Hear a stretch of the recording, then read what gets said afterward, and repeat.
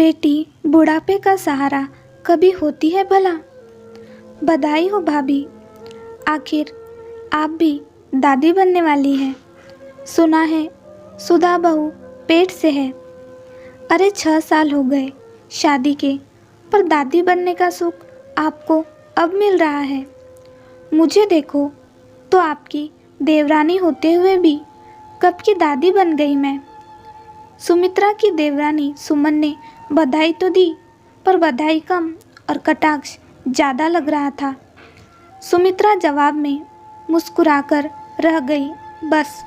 पर यह बात सुधा के कानों में भी पहुंच गई जब वो चाय लेकर रसोई से बाहर आ रही थी, और उसको मन ही मन बहुत दुख हुआ जब उसकी चाची सास उसकी सास से इस तरह बात कर रही थी। पर छोटी होने के नाते उसने कुछ नहीं कहा। बाद में वो अपनी सास से बोली, मम्मी जी, आपको चाची जी इतना सुना रही थी और आपने जवाब भी नहीं दिया। मेरी वजह से आपको कितना सुनना पड़ता है ना। काश मैं भी आपको एक पोते का सुख दे पाती तो आप भी सबसे शान से कह पाती। और कहते कहते भावुक हो गई। सुधा, अरे पगली, सुमन की तो आदत है ऐसे बोलने की, और मैं तो कब से जानती हूँ उसे। उससे दूसरों की खुशी देखी नहीं जाती, इसलिए ईर्ष्या के भाव से वो बोलती है। तेरे ससुर जी थे तब भी ये उनके व्यवहार को देखकर हमेशा उकड़ी हुई रहती थी, क्योंकि उनका सबसे मेलजोल था और उनके सारे काम अच्छे से हो जाते थे। वही देवर जी का स्वभाव भी सुमन की तरह ईर्ष्यालु है, तो कम ही लोगों से आना जाना है उनका। और उनके पोता हो गया तो और घमंड हो गया। पर तू चिंता मत कर, मुझे पोते की कोई चाह नहीं है। मुझे बस इसी बात की खुशी है कि तू माँ बनने वाली है, और माँ बनना एक औरत के लिए सबसे बड़ी बधाई की बात होती है, और दादी बनना उससे भी बड़ी बधाई, चाहे फिर पोता हो या पोती। ये सुनकर सुधा अपनी सास सुमित्रा के गले लग गई और बोली, आप जैसी सास मिली जरूर मैंने पिछले जन्म में पुण्य किए होंगे। हाँ वो तो है, सुमित्रा हंसते हुए बोली। समय अपनी गति से चलता रहा और सुधा एक प्यारी सी बेटी की माँ बन गई। लेकिन डॉक्टर ने दूसरे बच्चे के लिए साफ मना कर दिया, ये कहकर कि सुधा की प्रेगनेंसी में बहुत कॉम्प्लिकेशन है, इसलिए दूसरा बच्चा किया तो या तो बच्चा बचेगा या सुधा।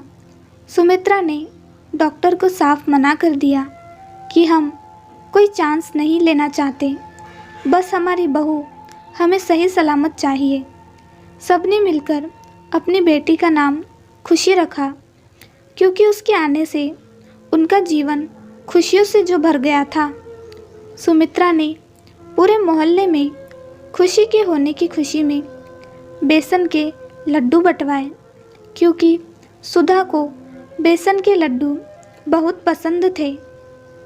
किसी ने खुश होकर बधाई दी तो किसी ने कहा, अरे भाभी, लड़की की बधाई में कौन लड्डू बांटता है, लड़का होता तो फिर भी समझ में आता। तभी सुमन बोली, क्या भाभी, लड़का ही तो बुढ़ापे का सहारा बनेगा और वंश को आगे बढ़ाएगा। लगता है अजित सुधा का पति का वंश तो अब आगे बढ़ेगा ही नहीं। और कहकर हंस दी। ऐसा मत बोलो सुमन, आजकल लड़की लड़का सब बराबर है। जब वंश लड़के के नाम से चल सकता है तो लड़की के नाम से क्यों नहीं। और क्या शादी होने के बाद लड़की के माता पिता बदल जाते हैं, या फिर अपने माता पिता पर लड़की का कोई अधिकार नहीं होता।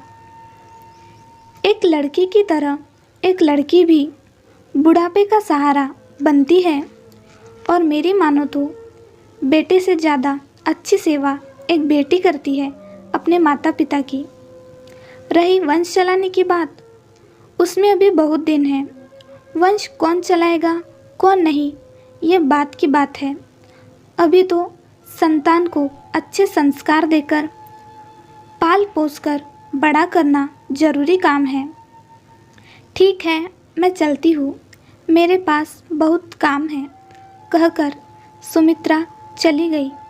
पीछे से सुमन अपनी पड़ोसन से बोली, कभी लड़की को वंश चलाते या माता पिता की सेवा करते देखा है, जो अब भाभी जी नई रीत चलाएगी? अरे अब पोता नहीं हुआ तो कुछ तो बातें बनाएगी ना। बेटी बुढ़ापे का सहारा होती है भला? हमने तो नहीं देखा। पड़ोसन ने भी सुमन की तरफदारी कर हाँ में हाँ मिला दी। आखिर अमूमन पड़ोसी तमाशा देखने के लिए ही होते हैं, जो अच्छी सलाह तो कम देते हैं पर घी में आग डालने का काम तो ज़रूर कर ही देते हैं। कुछ सालों बाद, सुमित्रा जी आज फिर से लड्डू, क्या बात है? किस खुशी में लड्डू बांटे जा रहे हैं? मिसेस शर्मा ने पूछा। आज खुशी ने यूपीएससी की परीक्षा उत्तीर्ण कर ली है।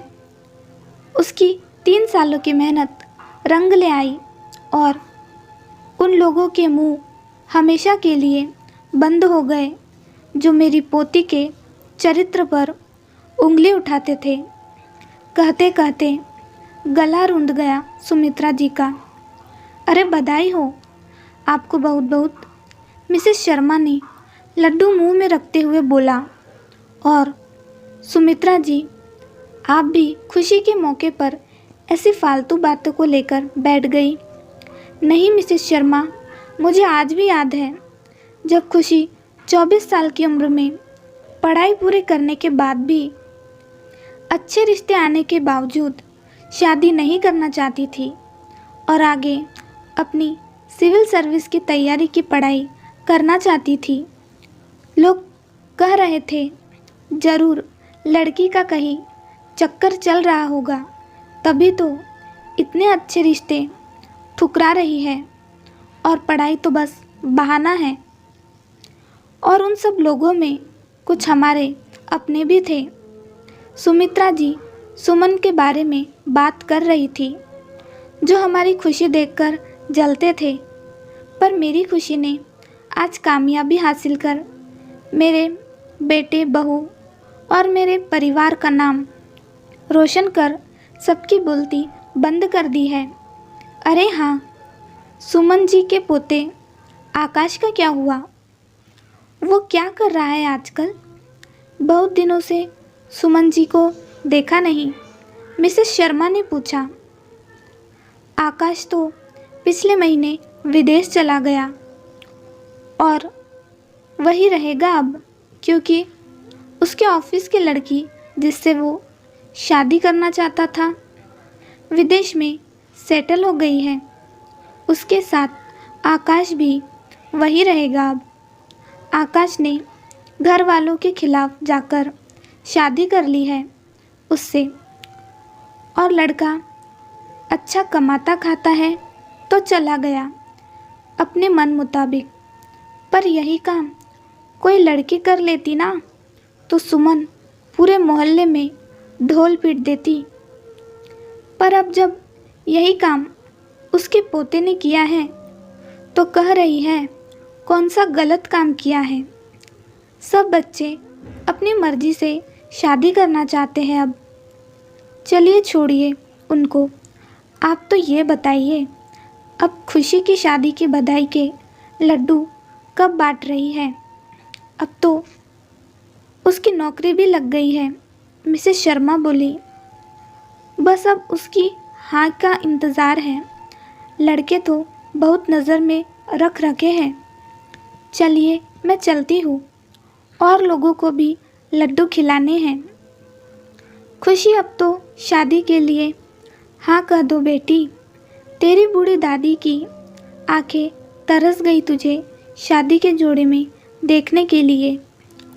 और पता नहीं कब भगवान के घर से बुलावा आ जाए।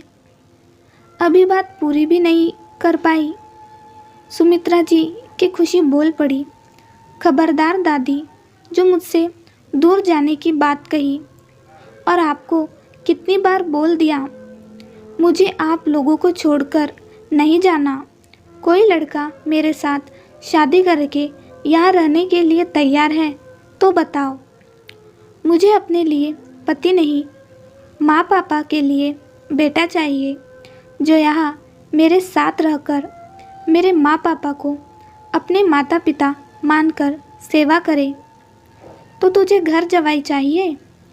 अजित और सुधा साथ बोले। हाँ, तो इसमें हर्ज क्या है? जब मैं किसी के घर की बहू बनकर जा सकती हूँ, वहाँ रह सकती हूँ, तो कोई मेरे घर का जवाई बन यहाँ नहीं रह सकता क्या? ज़माना बदल गया अब। एक लड़की कलेक्टर बन सकती है तो सब कुछ कर सकती है, और मैं शादी कर भी लूँ तो क्या गारंटी है कि वो माँ पापा को अपना मानेगा ही? कम से कम यहाँ रहकर मैं माँ पापा के बुढ़ापे का सहारा तो बनूंगी ही। साथ में मुझे तसल्ली भी रहेगी कि उनको बेटा नहीं होने का कोई गम नहीं है, क्योंकि उनकी बेटी उनके पास मरते दम तक है। उसकी बातें सुन सब भावुक हो गए, और फिर चाची अम्मा सुमन को भी तो दिखाना है कि बेटियां नाम रोशन भी करती है और वंश भी चलाती है और बुढ़ापे का सहारा भी बनती हैं। उनके बेटे आकाश की तरह नहीं। खुशी की बात बीच में काटते हुए सुधा ने उसको चुप रहने का इशारा किया। थोड़ी खोजबीन करने के बाद आखिर खुशी और उसके घर वालों की तलाश शादी.com के जरिए विवेक पर आकर पूरी हुई, जो खुशी के साथ रहने के लिए तैयार था। वो प्राइवेट जॉब करता था और अपनी माँ के साथ रहता था, पर उसकी भी शर्त थी। खुशी, जैसे तुम अपने माँ पापा की चिंता करती हो, वैसे मेरी माँ को भी मैं अकेला नहीं छोड़ सकता, इसलिए मेरी माँ भी हमारे साथ रहेगी। विवेक, ये बोलने की बात नहीं। माँ अपने बेटे के साथ नहीं रहेगी तो और कहाँ रहेगी? और हाँ, घर बेशक तुम्हारा होगा, पर घर का खर्च मैं उठाऊंगा, ताकि मैं भी अपने स्वाभिमान से जी सकूं। विवेक की ये बात ही काफ़ी थी उसका व्यक्तित्व बताने के लिए। इससे ज़्यादा किसी ने कुछ नहीं पूछा। धूमधाम से खुशी और विवेक की शादी हो गई, और जहाँ खुशी के पति के रूप में सुधा और अजित को दामाद के रूप में बेटा मिला, तो विवेक की माँ को भी बहू के रूप में खुशी मिल गई। और सुमित्रा जी आज बधाइयाँ लेती हुई थक नहीं रही थी। उसका परिवार खुशी से चहक जो उठा था। दोस्तों, आपको क्या लगता है? बेटी माता पिता के बुढ़ापे का सहारा नहीं बन सकती? क्या बेटी माता पिता का नाम रोशन नहीं कर सकती? बेटी के नाम से माता पिता का नाम या वंश नहीं चल सकता? या बेटा ही ये काम कर सकता है? हम लोगों को बेटी और बेटे में भेद करना छोड़कर अपनी संतान को अच्छे संस्कार और परवरिश देना ज़्यादा मायने रखता है। कहानी कैसे लगी हमें ज़रूर बताएं दोस्तों। चैनल पर नए हैं तो लाइक शेयर सब्सक्राइब ज़रूर करें। धन्यवाद।